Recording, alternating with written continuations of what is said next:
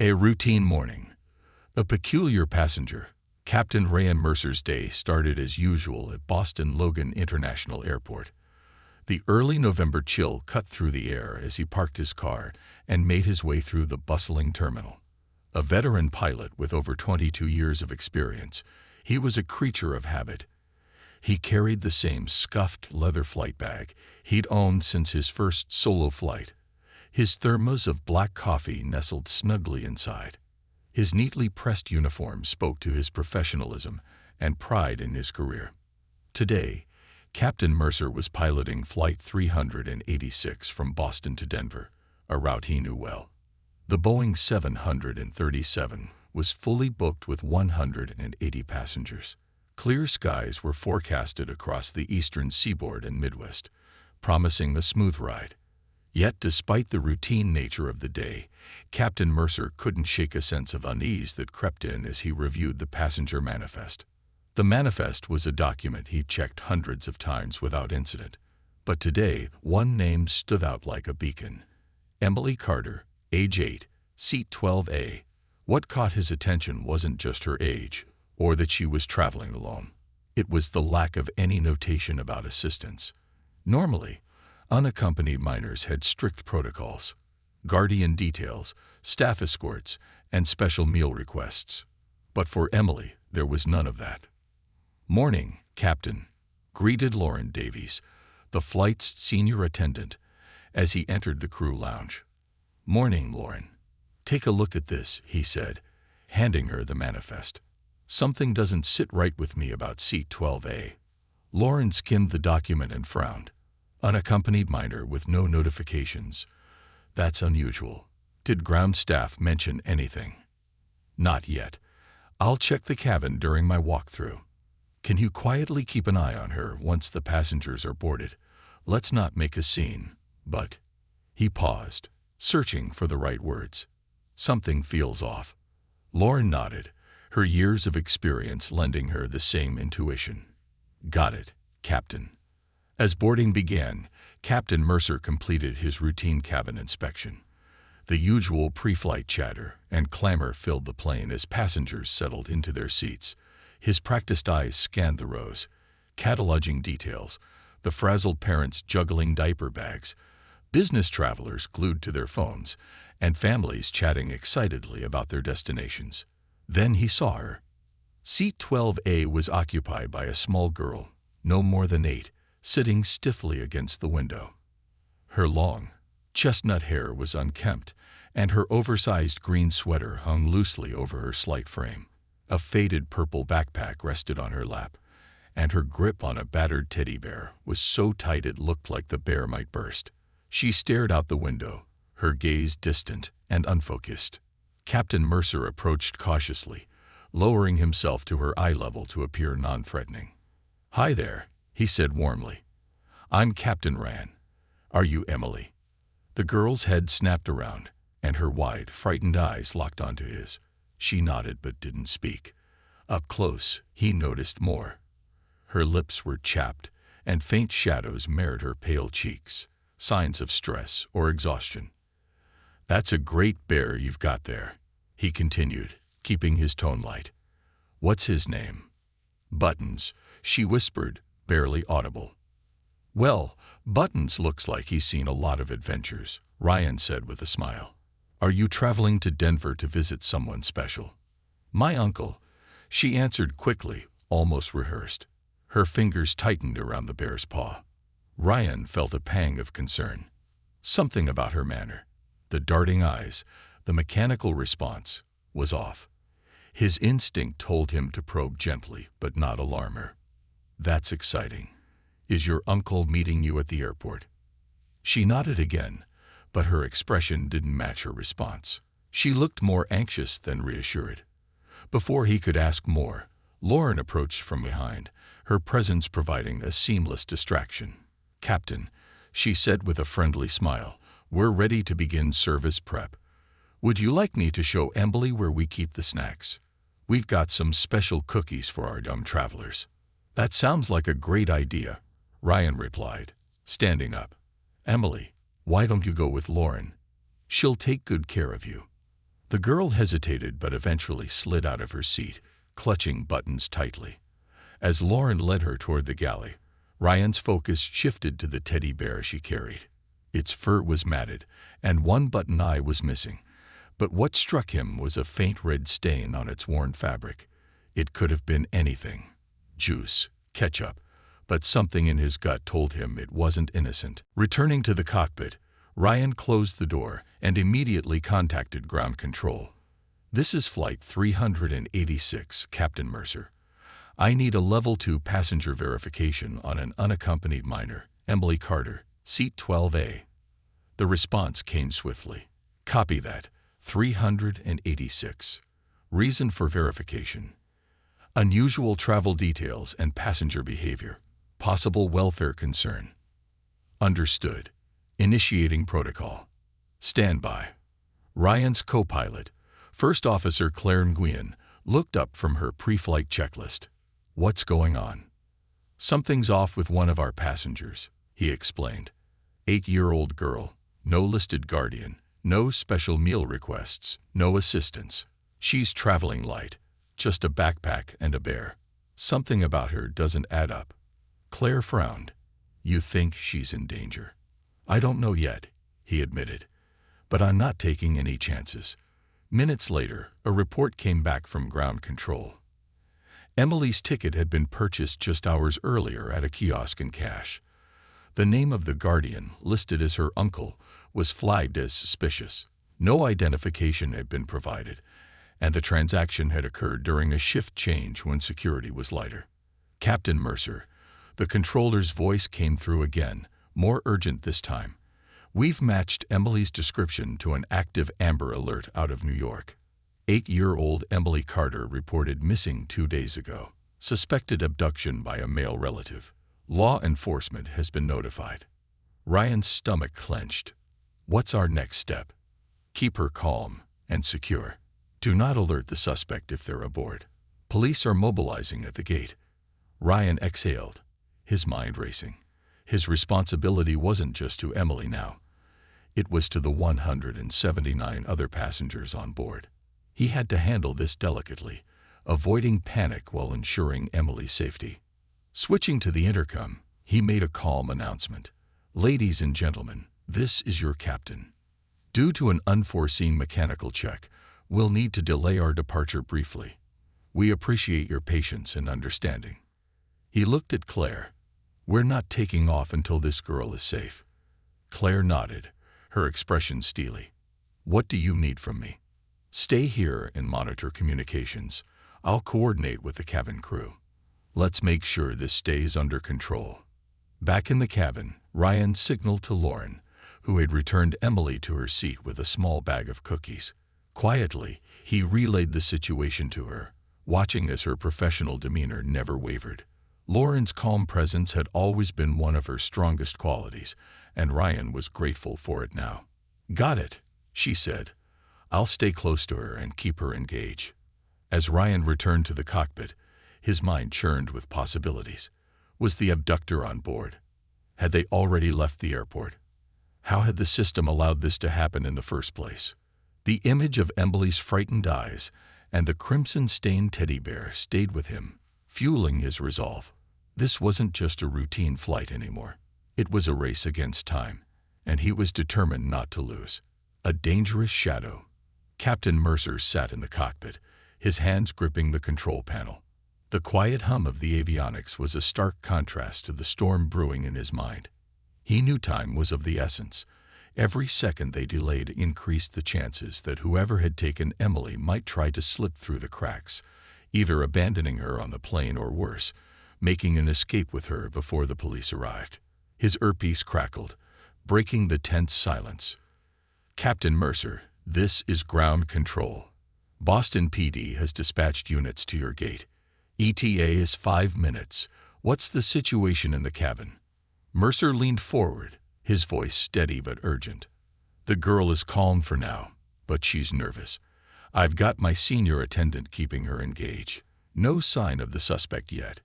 If they're on board, they're keeping a low profile. We'll need plainclothes officers to sweep the cabin discreetly." "Understood, Captain." Keep her safe and maintain order. Officers will approach once you've secured at the gate." He nodded, though no one could see him. "Copy that." Hanging up, he turned to his co-pilot, Claire Nguyen, who was monitoring the live security feeds from the terminal. "What are you seeing out there?" Claire pointed to the screen. "They've cordoned off the boarding area. Passengers at the gate are being rerouted, and the officers are blending in with the ground crew. If the suspect tries to bolt, they won't get far." Ryan exhaled. "Good. Let's hope this doesn't escalate." In the cabin, Lauren sat beside Emily in seat 12B. She'd given the girl a coloring book and crayons from the airline's stash of children's amenities. Emily colored in silence, her small hands trembling slightly as she clutched the blue crayon. Buttons, the worn teddy bear, rested on her lap, his stained fabric a grim reminder of the urgency of the situation. Lauren smiled warmly, keeping her tone light and conversational. "You're doing such a good job, Emily. That's a beautiful drawing. Is that Buttons flying in the sky?" Emily nodded but didn't look up. "He likes flying." "Does he?" Lauren said, leaning in slightly. "Well, he picked a great plane for it. This one's special because it's got really good pilots who care about everyone on board." Emily hesitated, her crayon pausing mid-stroke. "Do you think we'll be safe?" Lauren's heart ached at the question, but she didn't let it show. "Of course, sweetheart. You're in good hands. Captain Mercer is the best there is." The girl's lips pressed into a thin line as she glanced at the aisle. "Daddy said. He said to follow his plan." Lauren's pulse quickened. "What kind of plan, honey?" Emily didn't answer. Instead, she clutched Buttons tighter, her knuckles white. Lauren decided not to press further, knowing the girl needed to feel safe, not interrogated. Meanwhile, Ryan stepped out of the cockpit for a brief assessment of the cabin. His sharp gaze swept across the rows of passengers. Most were engrossed in their phones or chatting with their neighbors, oblivious to the tense situation unfolding. But Ryan's focus wasn't on them. He was scanning for anyone acting out of place, anyone watching Emily too closely or exhibiting nervous behavior. His eyes landed on a man in the middle of the plane. Seated in 18C, he was in his mid-30s, wearing a gray hoodie and jeans. His baseball cap was pulled low, obscuring most of his face, but Ryan caught glimpses of his sharp features. The man sat rigidly, his hands gripping the armrests. He wasn't interacting with the passenger next to him or engaging in any of the usual pre-flight distractions. Ryan walked down the aisle, appearing casual but keeping the man in his peripheral vision. As he passed, he noticed the man's eyes dart toward Emily's row before quickly shifting away. Ryan's gut churned. This could be him, the abductor. He made a note to inform Lauren. Returning to the cockpit, he relayed his observation to Claire. 18C, he said, his voice low. Gray hoodie, mid-30s. He's watching her, but trying not to make it obvious. Claire tapped into the manifest and cross-referenced the man's seat number. Booked last minute, cash payment. No luggage checked. Listed as Daniel Marks, but no ID verification was logged. Ryan nodded grimly. It's him. Lauren continued her careful engagement with Emily, her motherly instincts on high alert. Emily, can I ask you something? If you don't want to answer, that's okay. The girl hesitated but nodded slightly. You said you're meeting your uncle. What's he like? Emily's shoulders tensed. He's nice. Her voice wavered, and she didn't elaborate. Lauren didn't push. Instead, she reached into her pocket and pulled out a small packet of cookies. Here, these are my favorite. Do you like chocolate chip? Emily took them with a quiet thank you, but her eyes kept darting to the aisle. Lauren followed her gaze subtly, noticing how the man in 18C shifted uncomfortably each time a flight attendant passed him. Ryan's earpiece crackled again. Captain Mercer, Boston PD units are at the gate, ready for coordinated extraction. Understood, Ryan replied. We've identified a possible suspect in seat 18C, Advise plainclothes officers to approach discreetly once we're secured at the gate. Copy that. Maintain cabin order until we give the signal. Ryan glanced at the time. 4 minutes until they reached the gate. Those 4 minutes stretched like an eternity. In the cabin, the tension was palpable. Lauren stood and moved toward the galley, signaling subtly to the other flight attendants. Their practiced coordination took over.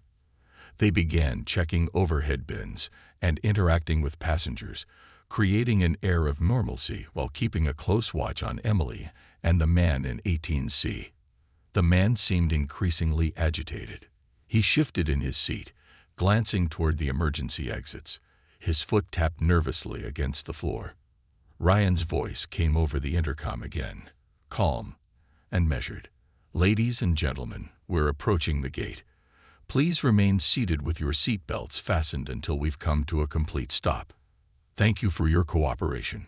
As the plane taxied, Ryan gave a final instruction to Claire. Stay on the line with ground control. If this guy tries anything, we need immediate support. Claire nodded, her eyes fixed on the live feed from the cabin. Let's hope it doesn't come to that. The plane came to a halt at the gate, and Ryan made another announcement, his tone deliberately light. We'll be conducting a quick inspection before disembarking. Thank you for your patience. At the same time, plainclothes officers boarded the plane, blending seamlessly with the airline staff. One officer moved toward 18C, while another positioned himself near the rear exit. Lauren returned to Emily, crouching beside her seat. Emily, we're here now. There are some nice people waiting to help you, okay? The girl nodded hesitantly, clutching buttons as if her life depended on it. The man in 18C seemed to realize something was happening. His eyes darted toward the officers, then back to the aisle. He shifted as if preparing to stand, but the officer behind him placed a firm hand on his shoulder. Sir, please remain seated, the officer said, his voice low but authoritative. The man froze, his face paling. Ryan watched from the cockpit, his heart pounding. This was the moment they'd worked for, the moment they could save Emily. As the officers secured the suspect, Lauren guided Emily toward the front of the plane, her hand resting gently on the girl's back. Emily looked up at her, confusion and fear etched on her face. Where are we going? She whispered. To someone who's been looking for you, Lauren said softly, her voice full of warmth. You're safe now, Emily. For the first time since she'd boarded the plane, Emily's shoulders relaxed. She hugged buttons tightly, her small frame trembling with relief. A fragile trust. As Emily stepped off the plane, her small hand clutching Lauren's tightly, the terminal loomed ahead like a vast, unfamiliar expanse. She glanced around nervously, her wide eyes scanning the uniformed police officers and airport personnel who had gathered discreetly near the gate. The bustling activity of the airport seemed distant, muffled by the overwhelming mix of fear and uncertainty she carried. Lauren crouched down, meeting Emily's gaze. It's okay, sweetheart. These people are here to help you. They've been looking for you and want to make sure you're safe. Emily hesitated, her fingers tightening around the worn fabric of buttons, her ever-present teddy bear. Will they take me back to Daddy? She asked in a trembling voice. Lauren's heart sank. No, honey. You're going to see someone very special, someone who loves you very much. Let's take it one step at a time, okay? Emily nodded slowly, her trust fragile at present. At the same time, Captain Ryan Mercer observed the scene from the cockpit. Through the window, he could see the plainclothes officers escorting the man from seat 18C down the jet bridge, his face set in a mask of defiance. 2 uniformed officers waited at the gate to receive him. Ryan felt a wave of relief mixed with anger. How could anyone do this to a child? Looks like they've got him, Claire Nguyen, his co-pilot, remarked as she monitored the scene. Ryan nodded, one piece of the puzzle down.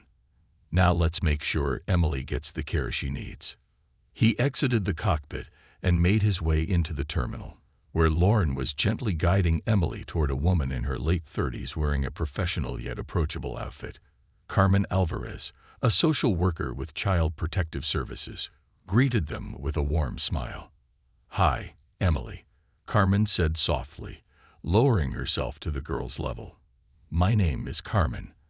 I work with kids like you to make sure they're safe and happy. I'm so glad to meet you." Emily pressed herself closer to Lauren, unsure of the stranger. Carmen didn't push, instead giving her space to acclimate. "Is Buttons coming with us?" Carmen asked, pointing to the teddy bear. Emily nodded, loosening her grip just enough for Carmen to see the bear more clearly. Her sharp eyes didn't miss the faint red stain on its fur, and her expression flickered with concern before she masked it with a reassuring smile. "Buttons is a great travel buddy," Carmen continued. "We'll make sure he stays with you the whole time." As this exchange unfolded, Ryan approached one of the plainclothes officers, Detective Henry Morgan. The detective's broad shoulders and sharp features gave him an imposing presence, but his tone was calm and respectful as he briefed Ryan on the situation. "The suspect claims he's the girl's uncle," Morgan said, glancing at his notes. "But we've confirmed he's Robert Carter, the father named in the Amber Alert. He's got a history of domestic violence and was recently served a restraining order by Emily's mother." Ryan's jaw tightened. What happens next? "He'll be transported to the local precinct for questioning. With the evidence we've collected, security footage, witness reports, and Emily's likely testimony, it's a solid case. CPS will ensure Emily is reunited with her mother once we've verified her safety." Ryan nodded, though the weight of the situation still pressed heavily on him. "What about the stain on her teddy bear? It doesn't look like something innocent." Morgan's expression darkened. "We've noted it. It could be anything, but we'll have forensics examine it. Right now, our priority is making sure she feels safe enough to open up." Back in the terminal, Carmen coaxed Emily to sit at a small table near the gate. Lauren stayed by her side, offering a familiar presence while Carmen asked gentle questions. "Emily, do you know why you're here with us?" Carmen asked, her voice soft. The girl's brow furrowed. "Daddy said we had to go away. He said it wasn't safe at home." "Did he say why?" Carmen pressed gently, careful not to overwhelm her. Emily shook her head, her gaze dropping to the table. "He just said Mommy was gone, and we had to leave. He told me not to talk to anyone." Carmen glanced at Lauren, their eyes meeting briefly in mutual understanding. The pieces were starting to come together, but there was still so much they didn't know. "Sweetheart," Carmen continued, "your mommy is in the hospital, but she's getting better. She's been looking for you, because she misses you very much." Emily's head snapped up, her eyes wide. "Mommy's okay," she whispered, her voice trembling with hope. "She's okay," Carmen confirmed with a gentle smile. "And she's been so worried about you." Tears welled up in Emily's eyes. She clutched Buttons tighter, her small frame shaking with sobs. "Daddy said she was gone forever," she cried. "He said she wouldn't come back." Lauren wrapped an arm around her, murmuring soothing words. Carmen let the girl cry, knowing it was an important step in processing her trauma. When the sobs subsided, Carmen reached into her bag and pulled out a small phone. "Would you like to talk to your mommy?" she asked. Emily hesitated, then nodded. The phone call was brief but filled with raw emotion. Patricia Carter's voice came through the speaker, choked with tears as she reassured her daughter. "Emily, baby, it's Mommy. I've missed you so much." "Mommy." Emily's voice cracked. "Are you really okay?" "I'm okay, sweetheart," Patricia replied. "And I'm so happy you're safe. You're so brave, Emily. I love you so much." "I love you too, Mommy," Emily sobbed, her grip on Buttons loosening just enough to let Lauren straighten his matted fur. Meanwhile, Ryan stood at a distance, watching the reunion unfold. He felt a lump in his throat as he witnessed the transformation in Emily. The frightened, withdrawn child who had boarded his plane was now a little girl beginning to feel hope again. Lauren approached him quietly, her eyes glistening with unused tears. "That was the most heartbreaking and beautiful thing I've ever seen." Ryan nodded. "You did great, Lauren. She trusted you, and that made all the difference. Lauren smiled faintly. It's what any of us would do. As the hours passed, the terminal buzzed with activity. Police continued their investigation. Passengers from Flight 386 were rebooked on later flights, and Emily remained in Carmen's care. The stain on buttons was collected for analysis, and Carmen promised Emily that he would be returned to her as soon as possible. Before leaving the airport, Emily turned to Ryan and Lauren, her eyes filled with gratitude. "Thank you," she said softly, "for helping me." Ryan crouched to her level, his voice gentle. "You're very brave, Emily. Don't ever forget that." Lauren hugged her tightly. "Take care of yourself, sweetheart. You've got a lot of people who care about you." As Emily walked away with Carmen, her small figure clutching buttons, Ryan felt a profound sense of fulfillment. In his decades of flying, he'd never experienced anything quite like this. This was more than a job. It was a responsibility to the lives entrusted to him. As he returned to the cockpit to prepare for the next leg of his journey, he couldn't help but think about the power of observation and the courage it took to act. For Emily, this wasn't just a flight. It was the beginning of her journey toward healing. And that made all the difference. Echoes of the past. As the gate at Boston Logan quieted, the ripple effects of the morning's events began to take shape. Captain Ryan Mercer returned to the cockpit to file his report, but his mind was far from the procedural task. Instead, his thoughts lingered on Emily's tearful reunion with her mother over the phone. The strain in her voice when she asked if her mom was really okay. The world had failed that little girl once, but today, they'd turned the tide. For now. Claire Nguyen glanced at him as he sat down. "You all right, Captain?" He exhaled slowly, shaking his head. "It's hard to say. You think about all the flights we've taken, all the people we've seen, and you wonder, how many stories like Emily's slipped past us, unnoticed." Claire's expression softened. "We did notice this time. You noticed. That's what matters." Ryan leaned back in his seat, staring out the window at the bustling tarmac. "I hope it's enough." Emily's teddy bear, a clue left behind. At the airport's security office, Detective Henry Morgan held buttons, the well-worn teddy bear, as forensic technicians prepared to analyze the faint red stains on its fur. Emily had handed over the bear reluctantly, her small hands trembling as Carmen assured her it would be returned. Morgan placed it carefully on the evidence table, his trained eyes scanning every detail. The matted fur, the missing button eye. It wasn't just a child's beloved toy. It was a possible key to understanding what had happened in the days leading up to Emily's flight. One of the technicians, a young woman with a calm but focused demeanor, leaned in. "It looks like dried blood," she remarked, donning gloves. "We'll need to run a full analysis, but the pattern suggests it might not be hers." Morgan frowned. "If it's not hers, it could belong to her father or her mother. Either way, it'll give us something to work with. Prioritize it." The technician nodded, carefully sealing the bear in a sterile evidence bag. Morgan's jaw tightened as he reviewed the preliminary reports. Robert Carter's history was grim. Multiple restraining orders, accusations of emotional abuse, and one documented instance of physical violence. Yet, somehow, he'd managed to evade arrest long enough to attempt fleeing with Emily. Morgan thought back to the moment they'd escorted Robert off the plane. The man had said little, his expression one of cold indifference, but his eyes, those had betrayed a flicker of something darker. Regret, fear, or perhaps the bitter realization that his plan had failed. The call that changed everything.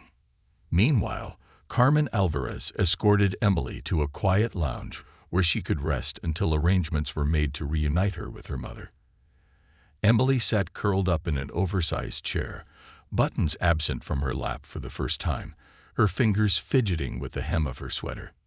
"Do you think Daddy's mad at me?" Emily asked softly, her voice barely above a whisper. Carmen knelt beside her, placing a comforting hand on her knee. "Sweetheart, none of this is your fault. What happened is because of choices your dad made, Not you.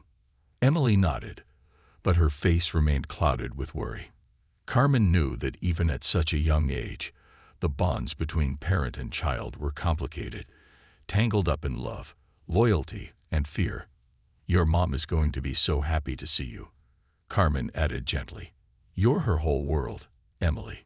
The girl's lips quivered, but she managed a small smile. I can't wait to hug her.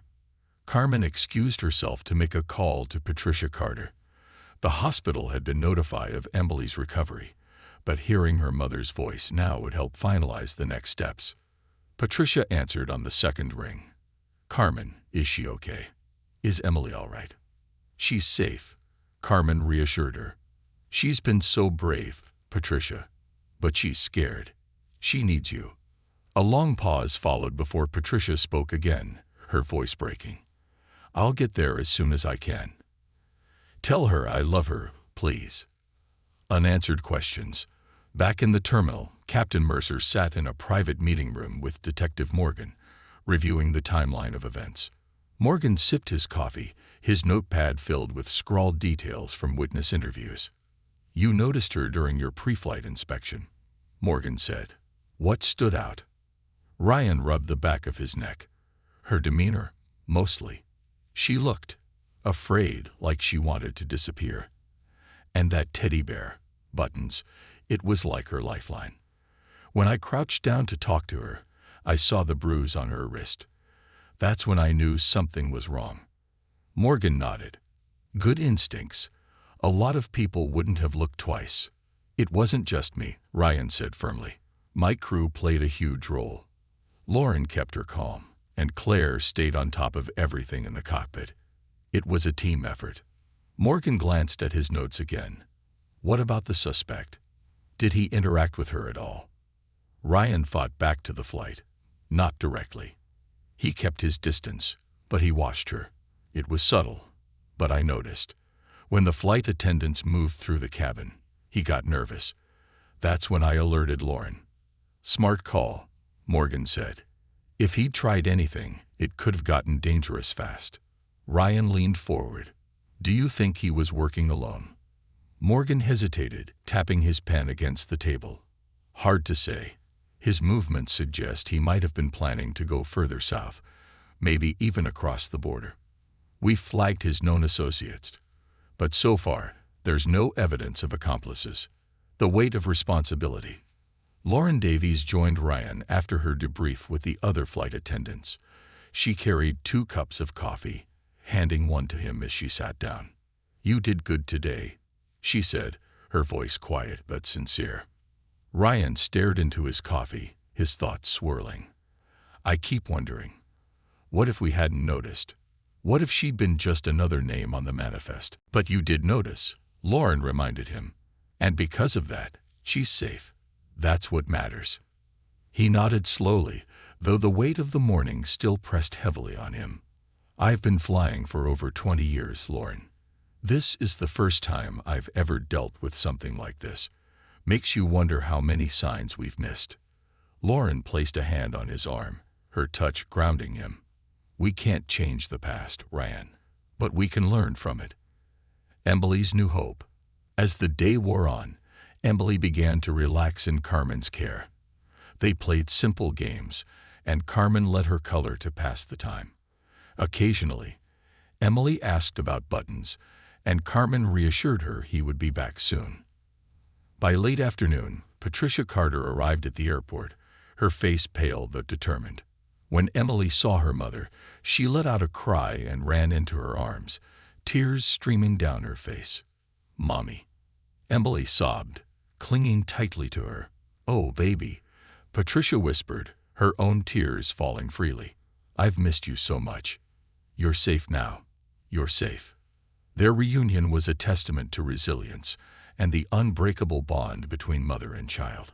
For Carmen, Ryan, and everyone involved, it was a moment of profound relief and a reminder of why their work mattered. A call to action. As Ryan prepared for his next flight, he found himself replaying the day's events in his mind. The systems in place had worked this time, but he couldn't shake the feeling that more needed to be done. He made a mental note to speak with his airline's leadership about improving training for crew members to spot signs of distress in passengers, particularly children. "This isn't just about flying planes," he said to Claire as they prepared for takeoff. "It's about the people we carry. Every seat tells a story, and it's our job to notice." Claire nodded, her respect for him deepening. "You're right. And today, we made a difference." As the plane ascended into the evening sky, Ryan felt a sense of purpose unlike any he'd experienced before. The road ahead would be long, but he was ready to face it, because in the quiet moments between takeoff and landing, lives could be changed forever. Threads of courage. As Patricia Carter cradled Emily in her arms in the quiet corner of Boston Logan International Airport, the enormity of the past 3 days began to sink in. Emily's small sobs softened, replaced by deep breaths as she buried her face into her mother's sweater, clinging as though afraid Patricia might disappear again. Nearby, Carmen Alvarez watched the scene with a mixture of relief and determination. This reunion was only the first step in what would undoubtedly be a long road to recovery. She knew from years of experience that the journey ahead would be fraught with challenges, legal battles, emotional healing, and the lingering trauma of a fractured family. Patricia finally looked up, meeting Carmen's eyes. "What happens now?" she asked, her voice tinged with both hope and apprehension. "We'll work together to make sure you and Emily have the support you need," Carmen said gently. "There will be hearings to address custody and ensure Robert doesn't come near you again. And Emily will need time to heal." Patricia nodded, her hand stroking Emily's hair. "I'll do whatever it takes." The investigation deepens. Meanwhile, Detective Henry Morgan was piecing together the fragmented timeline of Robert Carter's movements. Sitting in the precinct's cluttered office, he studied security footage, transaction records, and witness reports. The case was far from straightforward. Robert had purchased Emily's ticket at the last minute, but his erratic travel patterns suggested he hadn't initially planned to flee by air. Before arriving at Logan Airport, he'd spent 2 nights in different motels on the outskirts of the city, each under an alias. His truck, found abandoned in the long-term parking lot, contained a hastily packed duffel bag with cash, forged identification, and a burner phone. Morgan tapped his pen against the table. The question gnawed at him. Why had Robert chosen Boston? Pulling up the burner phone records, he noted a series of calls to a number registered to a prepaid account in southern Texas. It wasn't unusual for traffickers to have connections near the border, but something about this felt different. He flagged the number for further investigation, wondering if Robert had intended to take Emily somewhere far worse than Denver. The forensic team's report arrived shortly after. The red stain on buttons, Emily's beloved teddy bear, was confirmed to be dried blood. But it didn't match Emily's or Patricia's DNA. It belonged to Robert. Morgan frowned as he read the findings. "Looks like things got physical," he muttered. "But when? And why?" A ripple effect. Back at the airport, Captain Ryan Mercer stood in a conference room with Lauren Davies, his senior flight attendant, and 2 executives from Delta Airlines. The room was stark, with white walls and a polished table that reflected the late afternoon sunlight streaming through the windows. "This isn't just an isolated incident," Ryan said, his voice firm. "Emily's case highlights a systemic issue. Traffickers are exploiting gaps in our protocols, and if we don't address them, it will happen again." The executives exchanged glances before one of them, a woman named Rachel Miller, leaned forward. "We've been reviewing the preliminary reports from law enforcement. It's clear your quick thinking made a difference. But what are you proposing, Captain?" Ryan gestured to Lauren. "It starts with training. Our crew members are the first line of defense. We need to know what to look for: signs of distress, unusual behavior, mismatched details in ticketing records. Right now, most of us aren't equipped for that." Lauren nodded in agreement. "It's not just about noticing something's wrong," she added. "It's about knowing how to act without causing panic or putting the passenger at greater risk." Rachel's expression grew thoughtful. "That's a tall order, But it's not impossible. If we roll out this kind of training, it would set a precedent for the entire industry. That's the idea, Ryan said. This is bigger than Delta. It's about making aviation a safer space for everyone, a community united. Meanwhile, word of Emily's rescue began to spread among the passengers from Flight 386. Many had been rebooked on later flights, but a handful remained in the terminal, unwilling to leave until they knew the little girl was safe.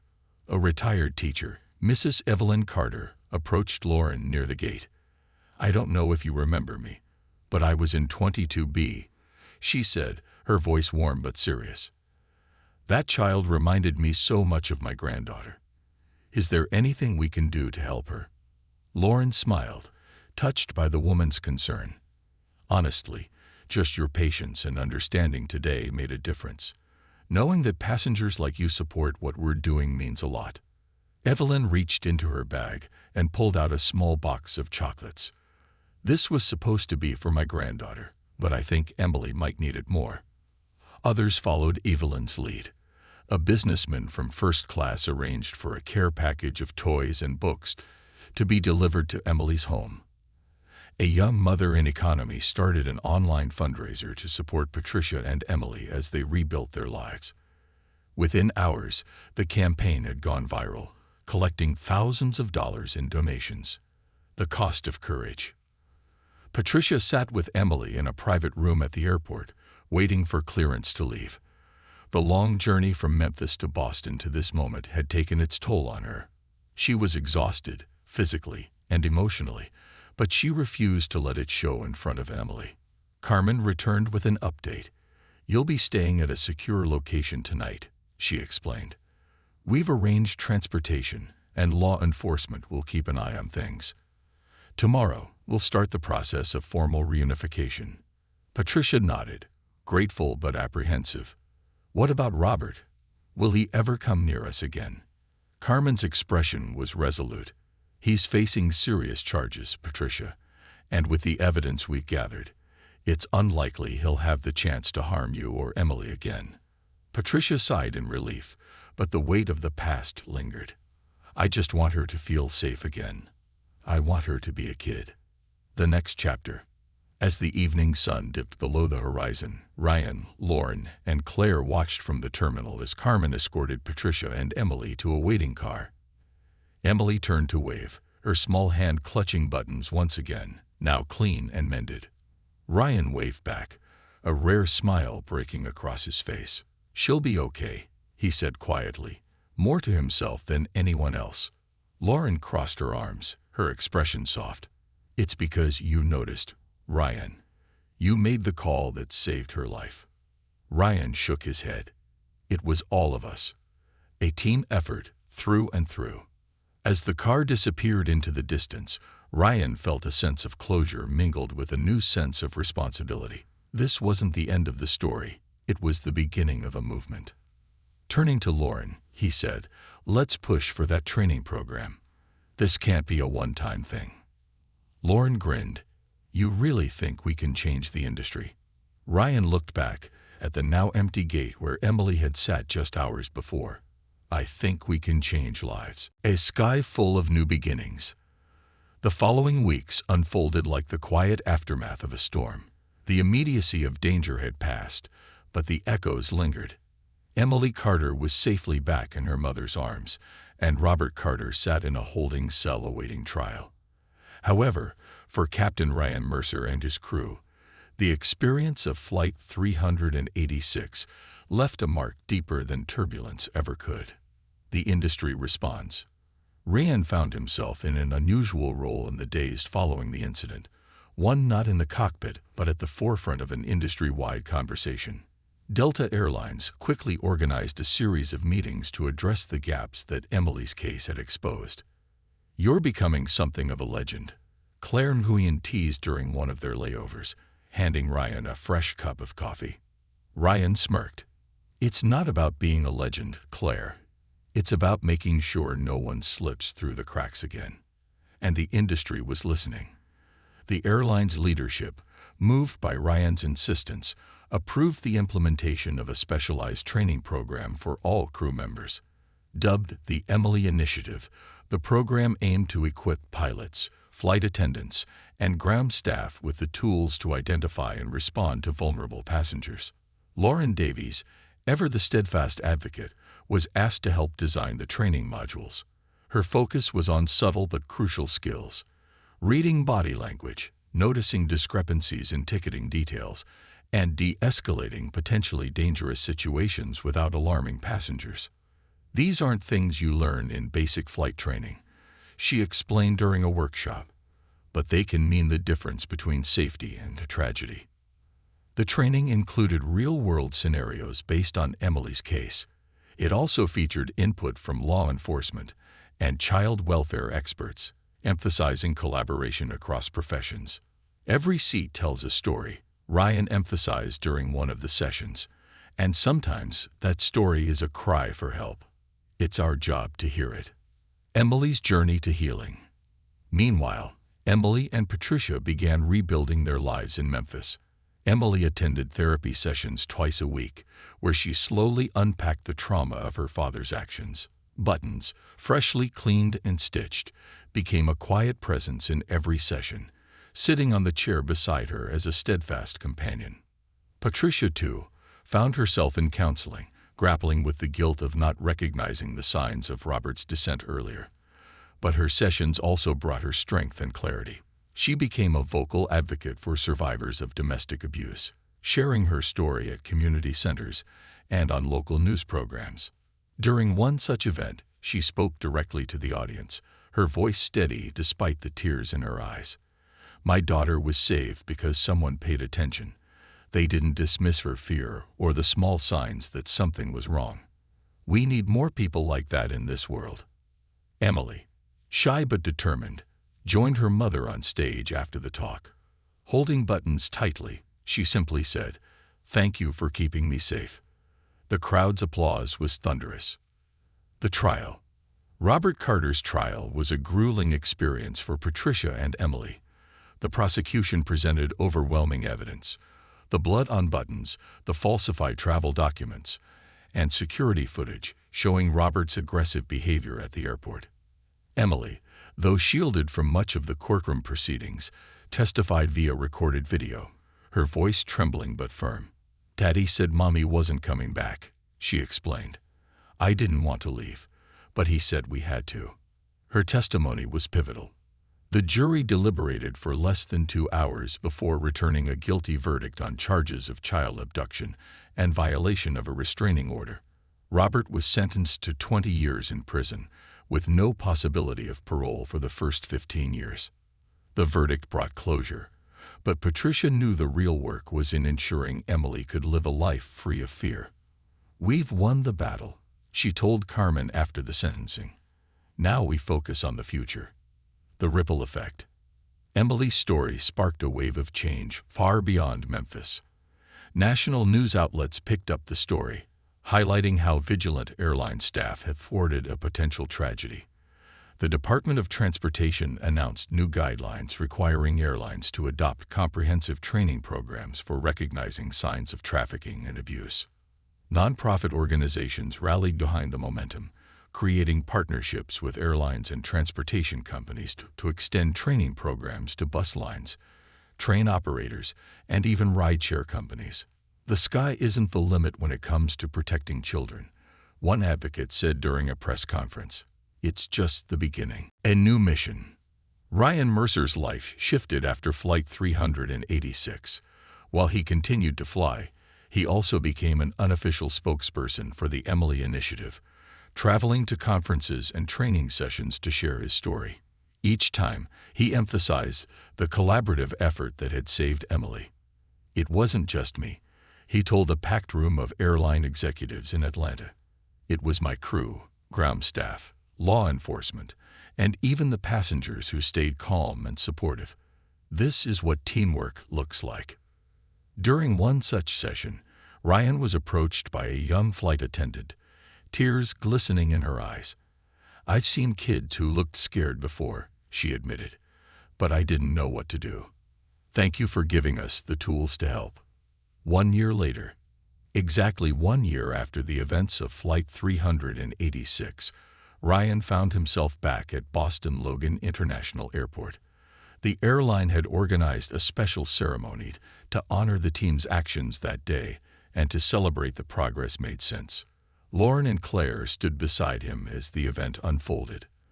The crowd included industry leaders, local officials, and members of the public who had followed Emily's story. Patricia and Emily were the guests of honor. As they took the stage, Emily, now 9 years old, looked out at the sea of faces. She held Buttons, who now wore a tiny pilot's hat that Ryan had sent her as a gift. "Thank you," Emily began, her voice clear and steady. "You didn't know me, but you helped me. Because of you, I can go to school and play with my friends.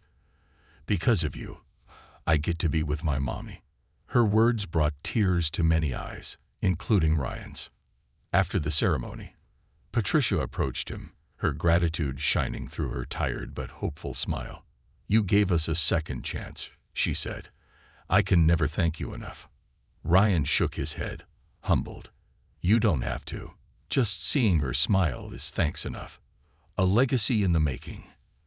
As the event wrapped up, Ryan took a moment to reflect. The sky stretched endlessly above the airport, a reminder of both the challenges and possibilities that lay ahead. Emily's story was one of many, but it was proof that small actions, paying attention, asking questions, trusting your instincts, could change lives. Boarding his next flight, Ryan carried that lesson with him. Every passenger, every crew member, every flight. They were all part of a larger journey. And sometimes, the most important destinations weren't on the map. As the plane lifted into the air, Ryan glanced at the horizon. It was a new day, and the sky was full of promise.